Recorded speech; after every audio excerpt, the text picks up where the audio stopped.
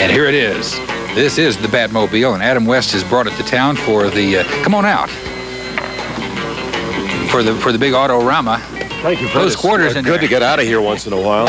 No, I was just checking out the Batmobile to make sure everything is in place and ready for the Autorama starting tonight.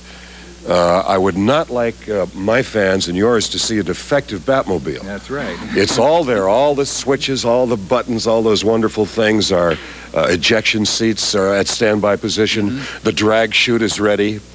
Pardon the expression. And so on. So this is the car, and it's ready to go, and we'll be at the Autorama. Now the buttons. You know me, by the way. Yeah. I know. Secret true identity is Bruce Wayne, millionaire philanthropist this morning. The buttons for the range and the transmission are all in the middle of the drive, or in the middle of the steering wheel. And so I wonder, in reality, what this was based on. What kind of a chassis? You recall when they put this together for you? Is it all right to say? I think so. On the air? Yeah. Well, we started as an Edsel, yes. No, this was a 1965 Lincoln Continental. That was the original chassis. And over the years in the Batcave, we developed it into the car you see now. If you open the hood, there is no engine as you know it.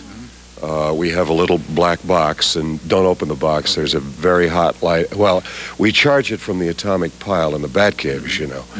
So that's what gives it the pizzazz. Yeah, it's good stuff.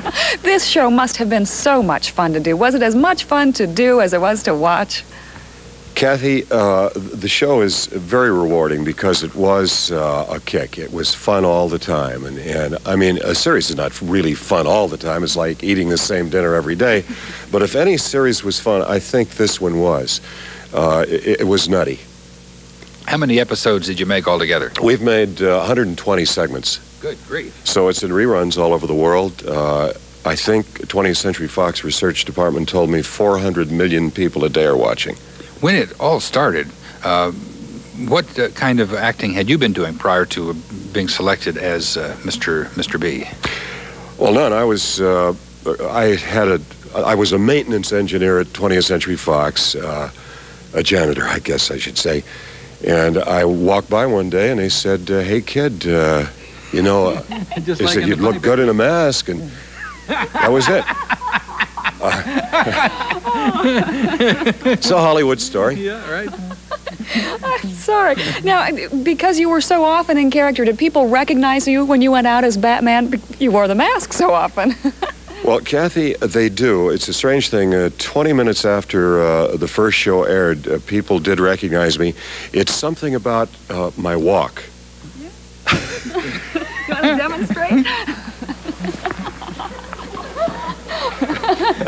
The Batman. No, it's the fans are amazing. They really pick up on everything, whether it's the voice or whatever. I pick up a telephone now to call internationally even, and the operator will say immediately, "Right away, Batman."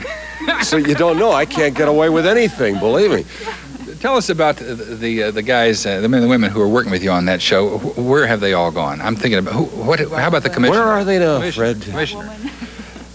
We have some of them with us. Others are in the great bat cave in the sky, folks. Well, that happens, you know. I may be close myself if I stay on the show any longer. One per person, you know. Why don't we give our phone number, 578-1000. We will leave the Batmobile here to be driven out of the studio. Oh, it's not in the classified ad. No. Oh, good. I was a little worried when I saw this. Let us take a few phone calls here. Not here, but in there. We'll leave these precincts and take some questions for Adam West right after this. Thank you.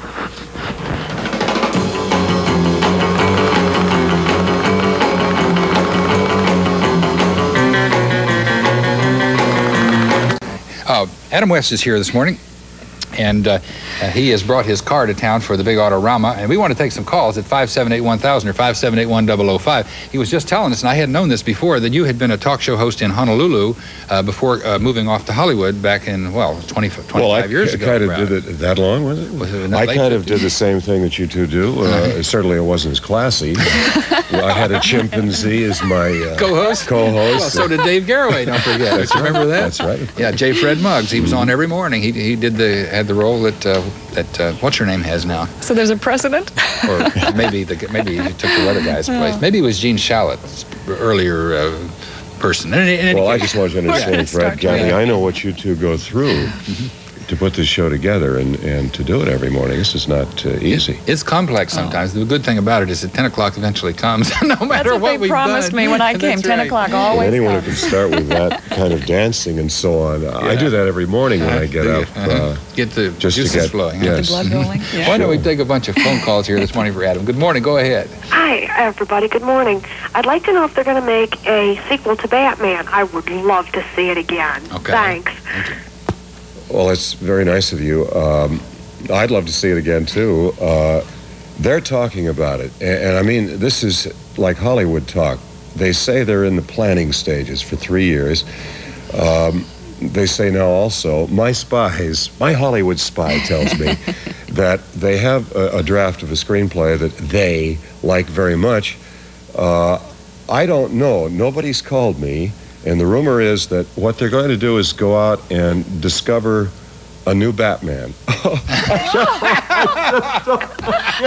him to the quick. No, what they're looking for a 22 or 23 a 3-year-old guy, and they're going, I think, to try to develop a new Batman.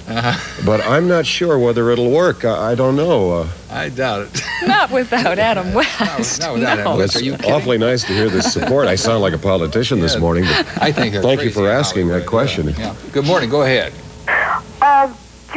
Did you ever think the show was silly any time? Silly? Oh, certainly not. How could you This ask is such Meet a the question? Press. What do you mean by that, silly? Well, you always had equipment for every, you were hanging on side of the building, and all the quick, Robin, get the side of the building clamps out. Well, we attempt to be ready at all times to fight crime wherever we find it. And there's a lot here this morning. No, it'll be under arrest, huh? No, we had anything that we needed in our utility belts. The Bat Shield, the Batarang, a peanut butter and jelly sandwich.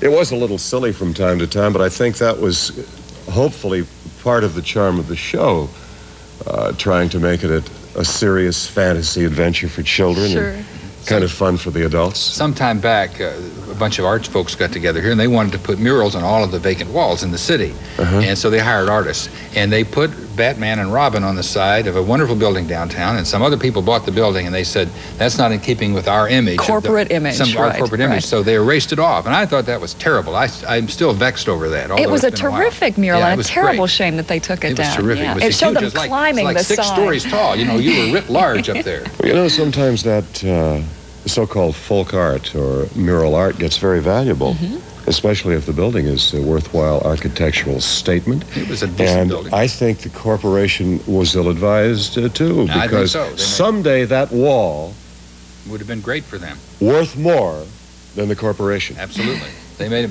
bad mistake. Big mistake. It's a bad mistake. I don't know what company it was now, but they know in their They know hearts. who they are. Good morning. I'll never climb the wall for them again. Hello, go ahead.